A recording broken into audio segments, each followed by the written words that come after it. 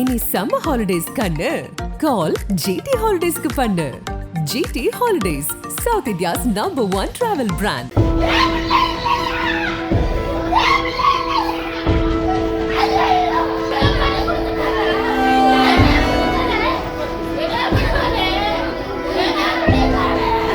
அவன் பார்த்து பார்த்து ஆசையா கட்டின வீடு வந்துரியா, நாம சந்தோஷமா வாழணும். குவைத் தீ விபத்தில் சிக்கிய மகன், கண்ணீருடன் காத்திருக்கும் புதுகை பெற்றோர், பிரார்த்தனையில் பேராவூரணி மக்கள்.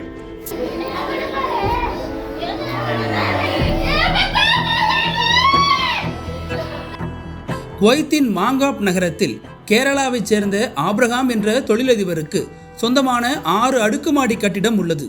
இதில் 195 தொழிலாளர்கள் தங்கியிருந்தனர். இவர்கள் அனைவரும் இந்தியாவின் கேரளா, தமிழ்நாடு, ஆந்திரா மற்றும் வடமாநிலங்களைச் சேர்ந்தவர்கள் என சொல்லப்படுகிறது. தொழிலாளர்கள் தங்கியுள்ள கட்டிடத்தில் கடந்த 12ஆம் தேதி அதிகாலை 4 மணியளவில் மாங்காப் பிளாக் 4இல் தீ விபத்து ஏற்பட்டது. கட்டிடத்தில் தீ பரவுவதை கண்டு கீழே இறங்க வழி இல்லாததால் பலர் மேலே இருந்தபடி கீழே குதித்தனர். இதில் சிலர் படுகாயமடைந்தனர். தகவல் அறிந்து தீயணைப்பு மற்றும் மீட்பு படையினர் விரைந்து வந்து தீ விபத்தில் சிக்கிய 50க்கும் மேற்பட்டவர்களை மீட்டு மருத்துவமனையில் சேர்த்து சிகிச்சை பெற்று வருகின்றனர். மறுபுறம் தீயணைப்பு படையினர் போராடி தீயை அணைத்தனர். இந்த விபத்தில் 45க்கும் மேற்பட்டோர் உயிரிழந்த சம்பவம் உலகம் முழுவதும் சோகத்தை ஏற்படுத்தியுள்ளது. இதில் தமிழகத்தைச் சேர்ந்த 5 பேர் உயிரிழந்திருப்பதாக சொல்லப்படுகிறது. இந்த தீ விபத்தில் சிக்கிய தஞ்சாவூர் மாவட்டம் பேராவூரணி அருகே உள்ள ஆதனூர் பகுதியைச் சேர்ந்த புனாஃப் ரிச்சர்ட் ராய் என்ற இளைஞரின் நிலை என்னவென்றே தெரியவில்லை என சொல்லப்படுகிறது. தஞ்சாவூர் மாவட்டம் பேராவூரணி பேரூராட்சி ஆதனூர் பகுதியைச் சேர்ந்தவர் ஆர் மனோகர். விவசாய தொழில் செய்து வருகிறார். இவருடைய மனைவி லதா. இவர்களுக்கு புனாஃப் ரிச்சர்ட் ராய் என்ற 28 வயது மகனும் ரூஷோ என்ற 25 வயது மகனும் உள்ளனர். இந்த நிலையில் கடந்த 2019 முதல் குவைத் நாட்டில் மாங்காப் என்ற இடத்தில் NPTC என்ற கட்டுமான கம்பெனியில் குவாலிட்டி இன்ஸ்பெக்டராக புனாஃப் ரிச்சர்ட் ராய் பணியாற்றி வந்தார். இவருக்கு இன்னும் திருமணம் ஆகவில்லை. இந்த நிலையில் கடந்த பிப்ரவரி மாதம் தனது வீடு கிரகப்பிரவேசத்திற்காக சொந்த ஊர் திரும்பியவர் 1.5 மாதம் இருந்துவிட்டு குவைத்துக்கு திரும்பியுள்ளார். இந்த நிலையில் குவைத் நாட்டில் கடந்த புதன்கிழமை அதிகாலை நடந்த தீ விபத்தில் ஒரே கட்டடத்தில் தங்கியிருந்த 150க்கும் மேற்பட்டோர் விபத்தில் சிக்கினர். இந்த நிலையில் அதே கட்டடத்தில் தங்கியிருந்த புனாஃப் ரிச்சர்ட் ராய் குறித்த விவரங்கள் ஏதும் இதுவரை தெரியவில்லை.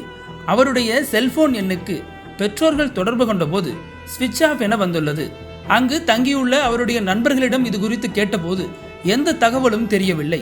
இந்த நிலையில் இது குறித்து தகவல் அறிந்த பேராவூரணி சட்டப்பேரவை உறுப்பினர் அசோக் குமார், வெளிநாடு வாழ் தமிழர்கள் நலத்துறை அமைச்சர் செஞ்சி மஸ்தான், மாநிலங்களவை உறுப்பினர் அப்துல்லா ஆகியோர் வெளியுறவுத்துறை அமைச்சர் ஜெய்சங்கரை தொடர்பு கொண்டுள்ளனர். தங்களது மகன் புனாஃப் ரிச்சர்ட் ராய் குறித்து எந்த தகவலும் தெரியாததால் அவருடைய பெற்றோர்கள், உறவினர்கள் கவலையில் ஆழ்ந்துள்ளனர். தங்கள் மகன் குறித்த நிலை எதுவும் தெரியாததால் தவித்து வரும் பெற்றோர் தங்கள் மகனை எப்படியாவது மீட்டு தரும்படி மத்திய மாநில அரசுகளுக்கு கோரிக்கை விடுத்துள்ளனர்.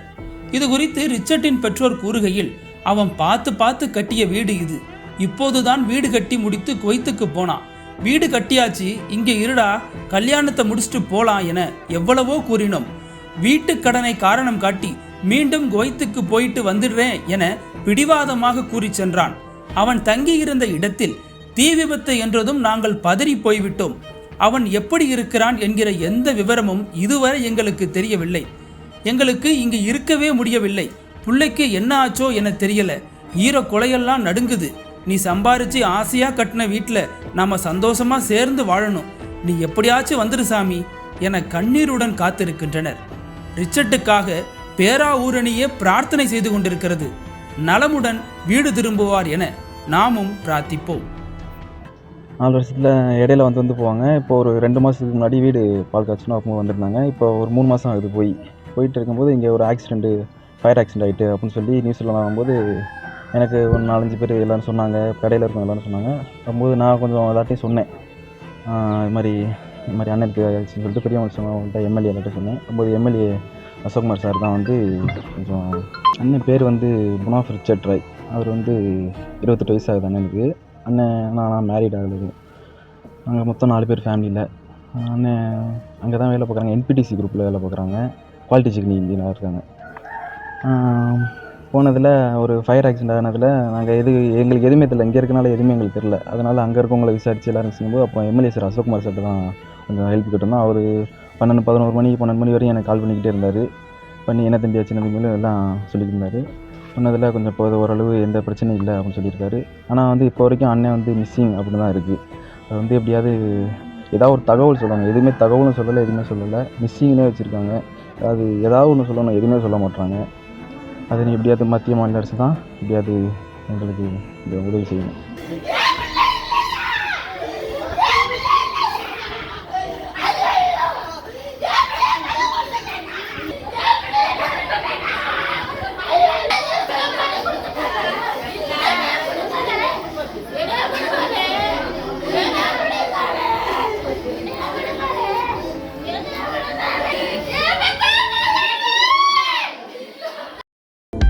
அனல் பறக்கும் செய்திகளை அப்டேட் செய்து கொள்ள நக்கீரன் களத்தை இப்பவே சப்ஸ்கிரைப் பண்ணுங்க.